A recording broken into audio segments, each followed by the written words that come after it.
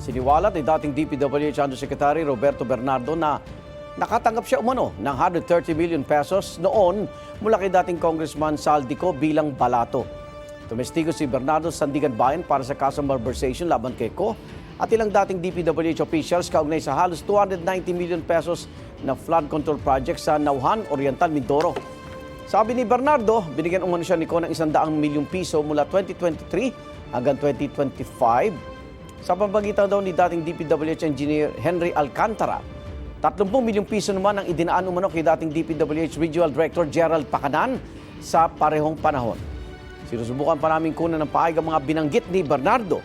Si Pacanan ay isa sa mga akusado sa malversation case habang si Alcantara ay kinuha ng state witness sa mga kaso kaugnay sa flood control projects.